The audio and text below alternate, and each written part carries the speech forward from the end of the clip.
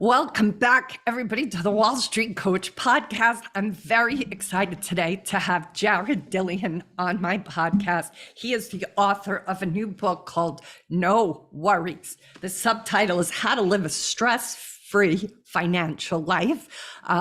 Most of you that watch my podcast know how many books I've read about our relationship to money. This one is so much better than so many that I've read. And Jared, I just thank you for being here today to talk to this community of traders and just for writing this book, because it's also so jargon free and so straight from the hip that it's like talking to a friend at a bar about money. So how did you get that so kind of like stripped down to just the most important things we need to know? You would be surprised maybe to hear this, but I wrote about 2/3 of this book in 2 weeks. Wow. I literally so I was going to grad school at the Savannah College of Art and Design. I was getting a writing degree, and we had a class where we had to write a book proposal, and I did a book proposal in the class for No Worries. And then during winter break, I said, well, maybe I'll just write the book. And I ended up writing about 2/3 of the book. So literally most of the book was done in 14 days. And it was just stream of consciousness. And, I've done a lot of work on personal finance over the last 3 or 4 years. And really, this just covers the high points. There's a lot of stuff I could have put in here. Yeah. The book is about 75,000 words. It could have been a lot longer, but I really just wanted to keep it to the essentials, rather than cluttering it up with a bunch of stuff. I think money is such an emotional topic for people. I think it triggers us way more than politics, sex. Of all the topics, money to me seems to have the most trigger points.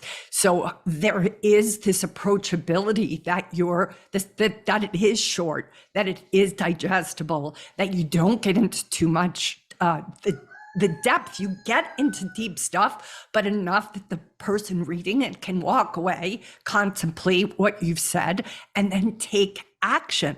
That's what that book seems to encourage, is for all of us that read it to be able to take action that is doable and not overwhelming. It's incredible, really. Thank you.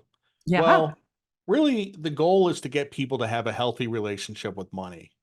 And I think most people, about 80% of people, don't have a healthy relationship with money. If you talk to most of the personal finance experts, they have this mythological person that has an $80,000 truck, and they have a 580 credit score, and they're overspenders, and they can't control their spending, and they have a lot of credit card debt. And that person is the problem. That's the bad person. And what they've done is they've created a whole class of people that are just the opposite, that don't spend any money, and they're cheap. And the good news for those people is they'll never go bankrupt. But the bad news is that it affects their relationship with other people. If you've ever been around somebody who's really cheap, they are just awful to be around. And I'm sure you have stories from friends and family and people this is how kids end up in therapy, because they have a parent that is really cheap. Yep. So there's two opposite extremes. You have the person that spends too much, the person that spends too little.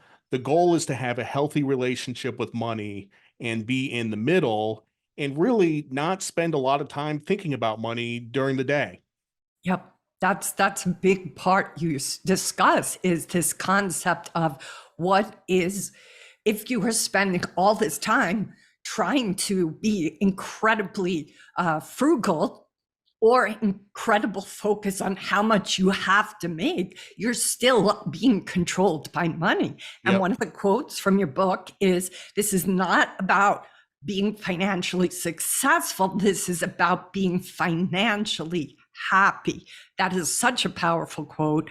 And you talked specifically about how we have to really get the big things correct. And the big things are our home, our cars, and our education. So why don't you talk a little bit about that, just so people can understand how you let us see how each of those can really make or break us in the longevity of our life.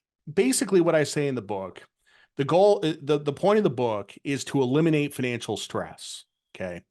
And there's two sources of financial stress, and one of them is debt, which seems kind of obvious, and the other one is risk in terms of financial market risk.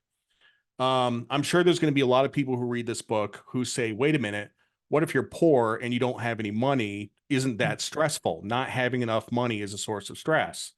And it's actually not. Mm-hmm. Like, I know lots of people who don't have a lot of money, they don't have any debt, they don't have any risk, they pay their bills, they have a job, they have everything they want. And yes, they are living paycheck to paycheck, but they're not up at night thinking about how they're going to pay that credit card bill. So even though they don't have a lot of money, they don't have a lot of financial stress. They're perfectly happy. On the other end of that spectrum, you have Elon Musk, who is the richest person in the world, who pledged his Tesla stock as collateral for a loan to buy Twitter. Tesla stock went down 75%. The richest man in the world almost went bankrupt. Elon Musk, the richest man in the world, has financial stress.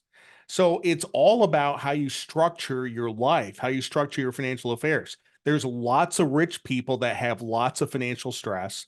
There's Yep. lots of poor people that don't, Yep. so it's Yep. really about how you structure your life. Absolutely. And just to give you guys some background on Jared, he's the editor of the Daily Dirt Nap, a market newsletter for investment pros. He has degrees in math, finance, and writing. And Jared was a trader for Lehman Brothers from 2001 to 2008. He is the author of Street Freak, Money and Madness at Lehman Brothers. And additionally, he is an investment strategist at Malden Economics. And you can find him at jareddillianmoney.com. What was the reason you did decide, even in the midst of that class, that you were going to tackle this topic in no words? What was really like the heart of behind speaking to this issue that you see out there? Well, I started to notice this around 2018. This is when I started to pay attention to the issue. And I had a radio show from 2019 to 2021 that was on personal finance.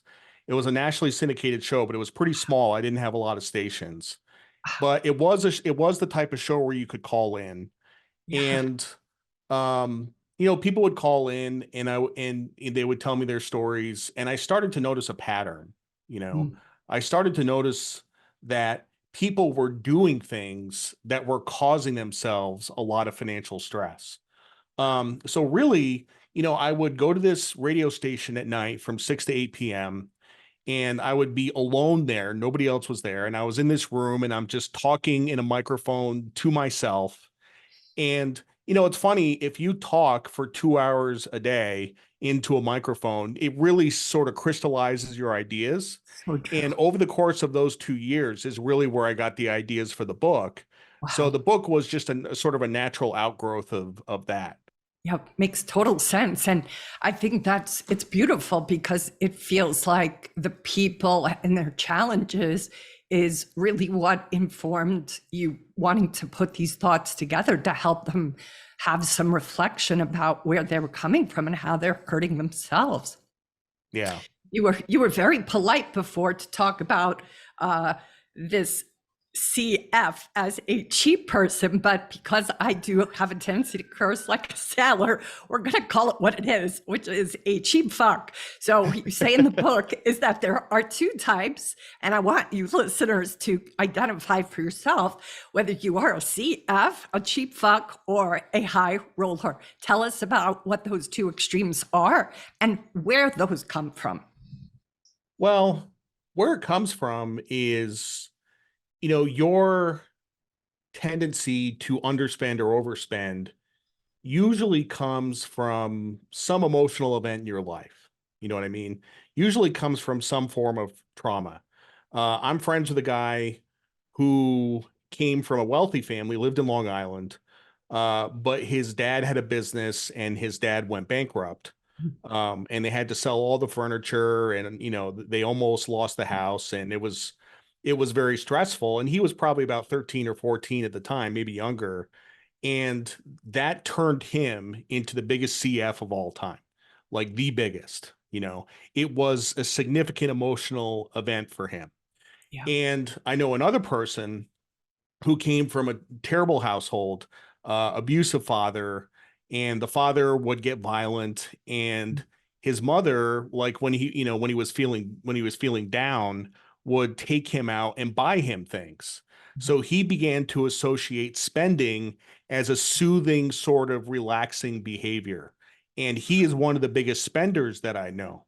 So a lot of these tendencies come from really some kind of trauma that we've experienced. Yep.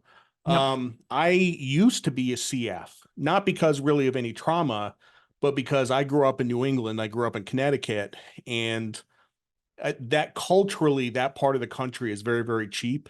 And so, I lived in a family where if you got a piece of mail and it had a stamp on it, and the cancellation didn't cover the stamp, you would cut off the stamp and save it, which at the time was like 19 cents. Like, these are the sorts of things that we did. My grandma So, used to do that. so So I laugh in I the grew book. up as a CF for sure. Yeah. And I actually, once I had a successful business and I started to make some money, I really had to untrain myself from that behavior Yeah. and say that yes, it's okay to spend money. There's a Yeah. lot of people who are CFs. There are CFs who are billionaires who are Mhm. terrified of losing everything. There are Yes. billionaires who are terrified of losing everything, and it's absurd, but Yeah. they are, and it still Yeah. drives their behavior. Yeah, you have a great part in the book where you speak about that there's nothing wrong with moderate materialism. And as a coach, I see this so often with people having this tendency to make themselves wrong for even, it's like, I'll say, I want you to celebrate that. It doesn't have to be monetary, but I'll be like, why don't you buy yourself that watch you've been desiring? Why don't you do this vacation? But for some people, even if they're in a position financially to, they feel guilty. They feel shamed. Like, well, isn't that materialism? But you speak to that, and that's why I love your book. It like takes people off the meat hook. So talk about that moderate materialism, and Well, you're buying that beautiful jacket with my favorite male designer, Vavados. I was like, I can't believe you like that designer. It's a great story about the boots. a lot of the underlying philosophy for personal finance experts these days, it's not even really about saving money. It's about a philosophy that consumption is evil, right? And you Totally. hear about this, I'm sure you've heard of the FIRE movement, you know what that is, Mhm. right? Totally. So a lot of the FIRE people, it goes beyond saving for retirement. And it's really a philosophy that consumption is evil, that buying things is evil for a Yep. whole bunch of reasons. It's waste. You're never going to use it. It's going to end up in the trash. What's the point? Yep. Why do you buy these things in the first place? They do this whole minimalism thing where you say you don't need these possessions. You don't need to be controlled by your possessions. So it's a philosophy that consumption is evil, and it's actually not. If you go into a store and you see a jacket or something that you like, if you buy it and you wear it, it makes you happy. Buying material things makes us happy. It absolutely does. And it's not immoral to deny yourself that pleasure.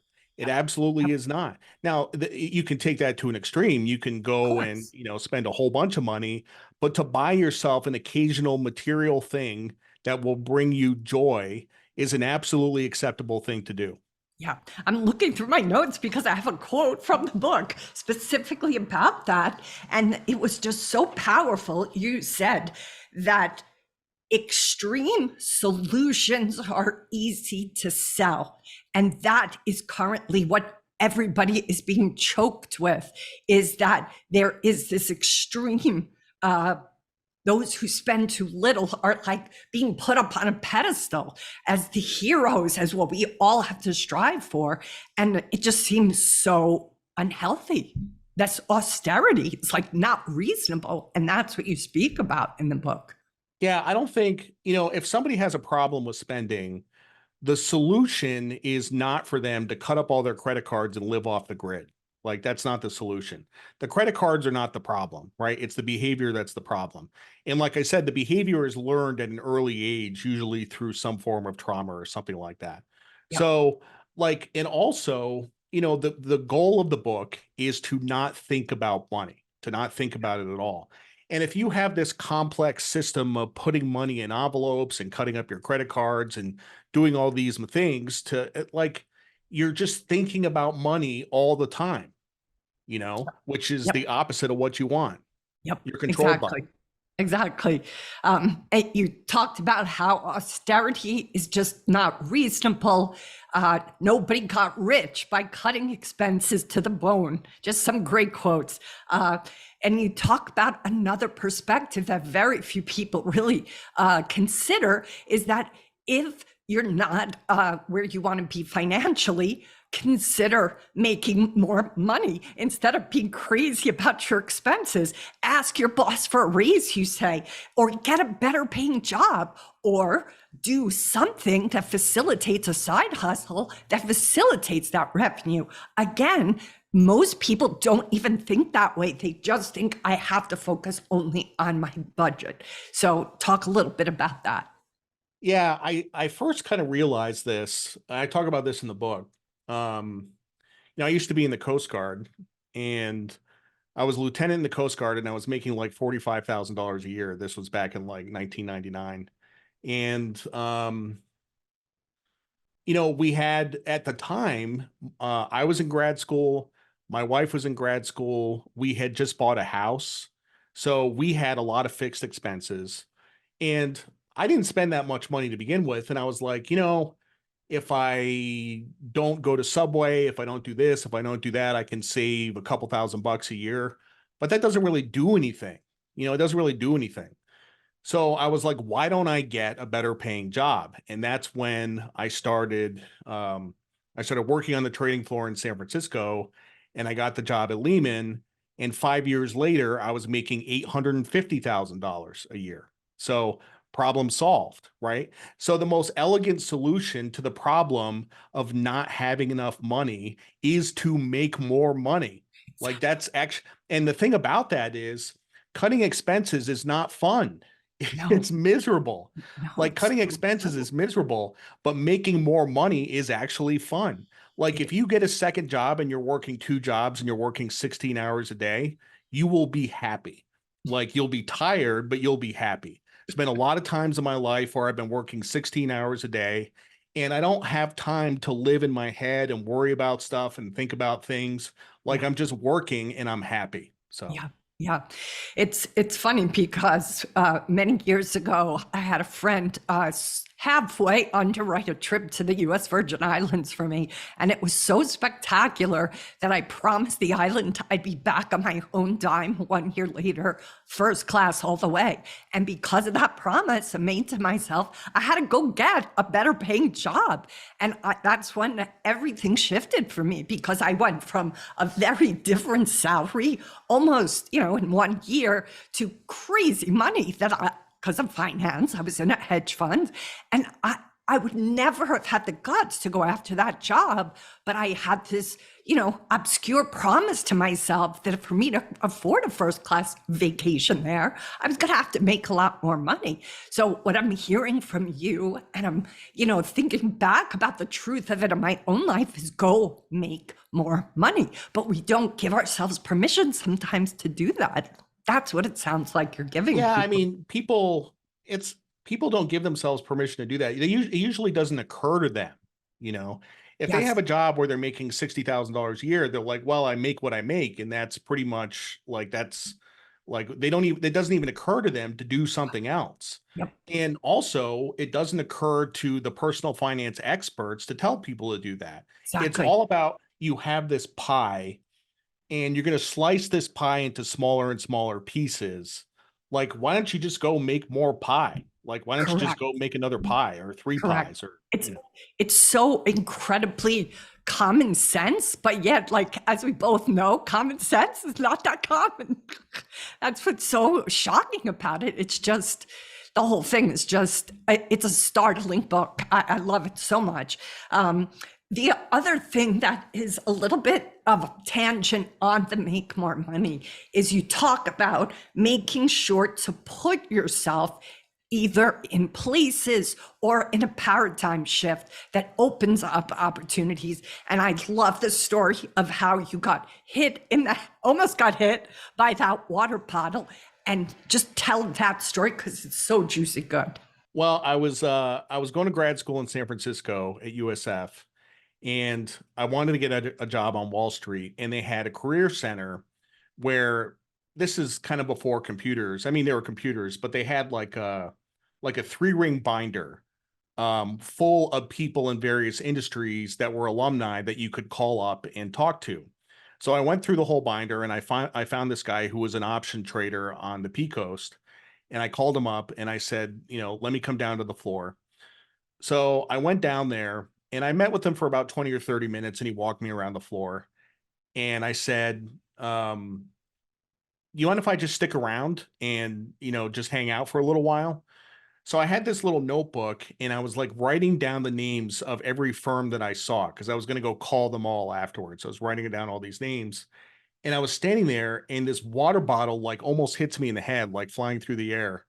And it was one of the guys in the pit that was trying to throw it in the trash, and he missed. And there was this like stock jockey standing next to me, this little short guy, and he looks at him. He's like, "That guy's a fucking Marine. He's gonna kill you." And because I had like this short haircut. So then he looks at me and he says, "Are you looking for a job?" And I'm like, "Yeah, I'm looking for a job." He says, "All right, here's what we're going to do. I'm going to take you over to this guy, shake his hand, take his business card, and call him, and he'll get you an interview." And that's exactly what happened. He took me over to this guy. I got his business card. I called him the next day. The next week I had an interview. I got the job. Right.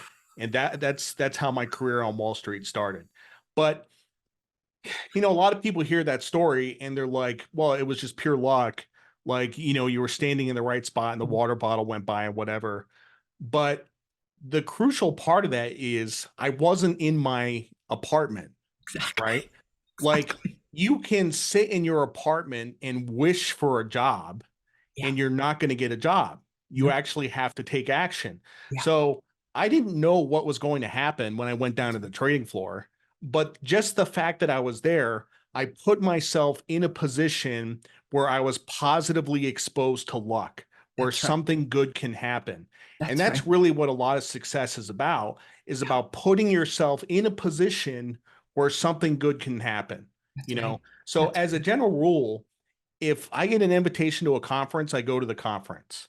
If wow. I get an invitation to a party, I go to the party because Wow. those opportunities happen around other people. They That's right. don't happen when you're by yourself in your apartment. That's right. Absolutely. So, so powerful and so true. Uh, all right, let's talk a little bit about the concept of capital, conviction, and courage. You talk about the importance of the three C's. Just speak a little bit about that. Well, the funny thing about the financial crisis is it created a lot of opportunities. Okay. In stocks, but not just in stocks, but also in real estate and a lot of other things. There were a lot of assets that were trading at very distressed levels that you could have taken advantage of Mm, if you had the cash. If you had the cash. And that's the thing, yeah. most people during the financial crisis in 2007, they were fully invested. They had all their money in the stock market. And when the stock market went down 57%, like they didn't have any cash to take advantage of the opportunities, right? Yep. So Yep. that's actually one of the other things I talk about in the book is about Yes. having cash all the time because Yes. I talk about the option value of cash, right? Yes. Quick story, in 2006 here in Myrtle Beach, they built this thing called Market Common, which is like this mixed use retail residential development. Um, I think JP Morgan actually financed it, and they built it for 120 million. In Wow. 2010, it sold for 19 million. Okay.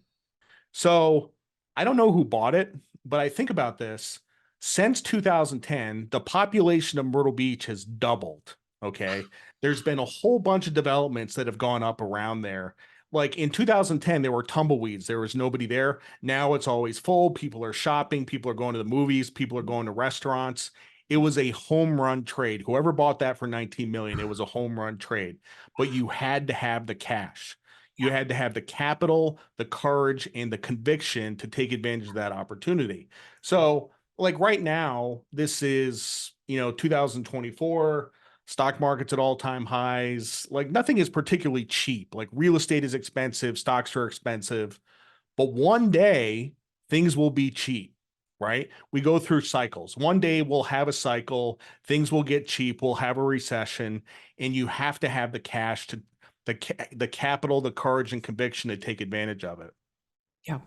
And you talked about how so often we are constantly being told that we can't have cash, that we shouldn't have cash, that we're somehow being perhaps irresponsible if we have cash, and that different powers that be or different places that want to make some money off of our money advocate this to us. And you talked about how important it is for our mental health to simply have cash, in the bank, even if it's not drawing interest, because it secures our mental health. Talk a little bit about that. Yeah, like everybody should have emergency funds, first of all, right? You should have 6 months of expenses in the bank at a minimum, preferably 12 months of expenses. But, when the financial crisis happened, I did lose money. I lost 40-ish% of my net worth, right?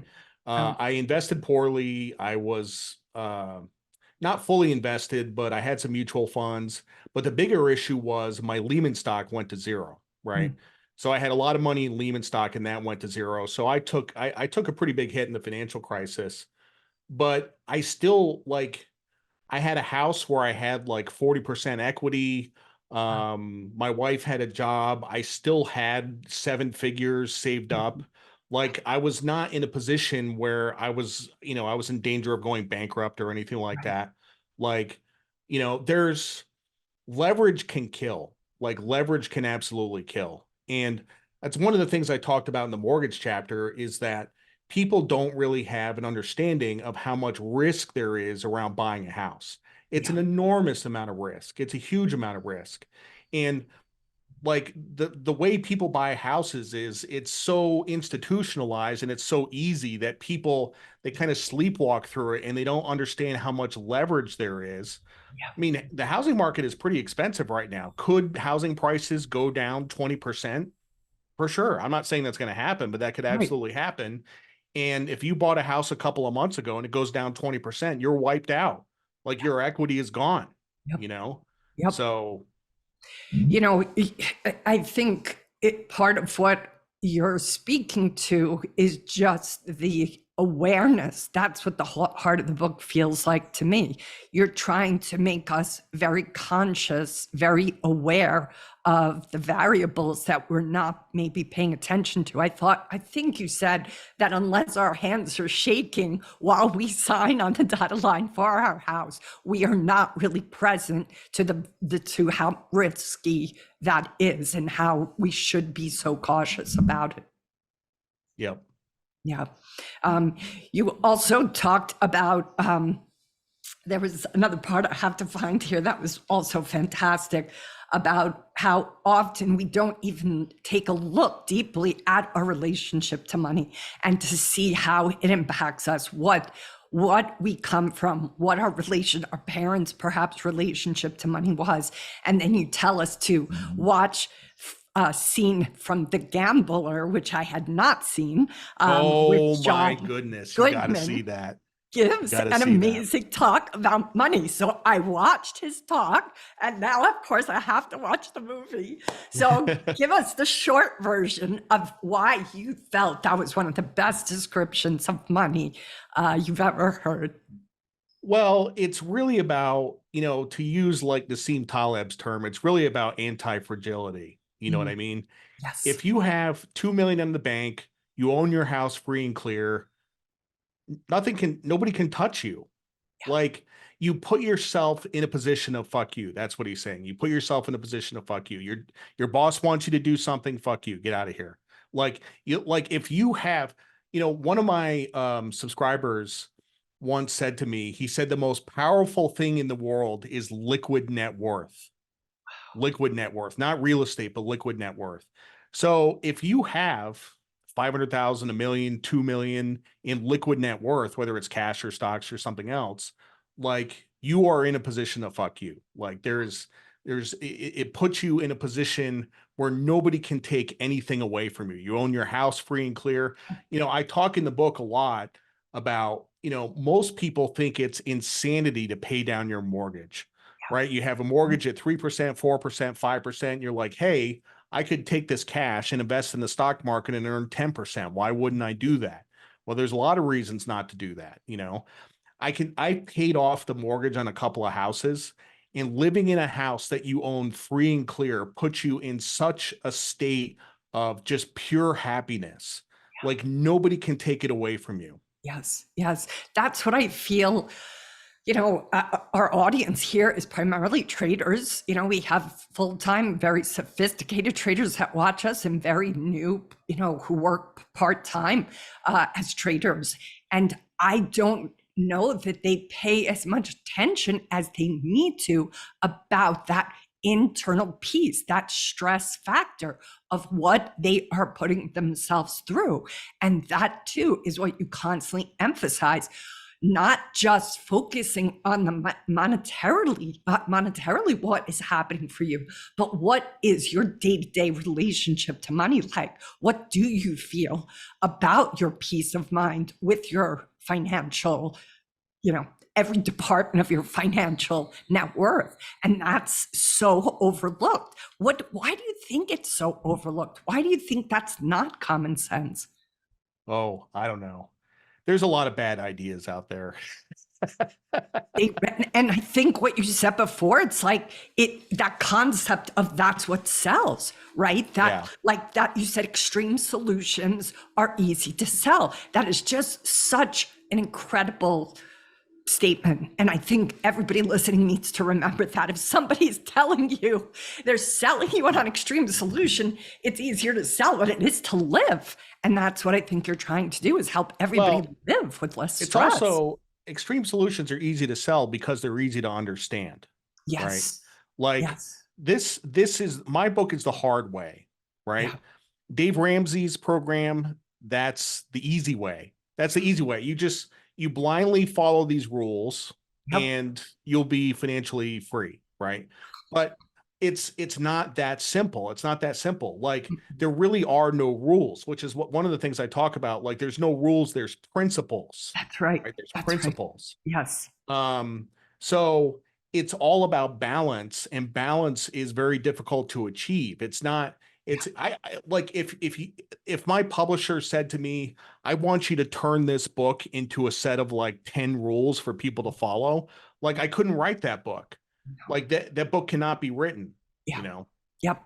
It's beautiful. And you call it the middle way. And I just wanted to say, like, I feel like Buddha should be on the cover of this book because you're advocating that people come away from those extremes as a CF or as a high roller and start to really come into a healthy relationship to their own financial way of living and not go to these extremes, which I really think today, even those who are quite wealthy, I constantly see them speak about these austerity measures that they take up. And all I can think of is they're not letting themselves even enjoy the fruits of their labor.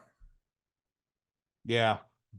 I mean, money is meant to be enjoyed, exactly. For sure. Money is meant to be enjoyed.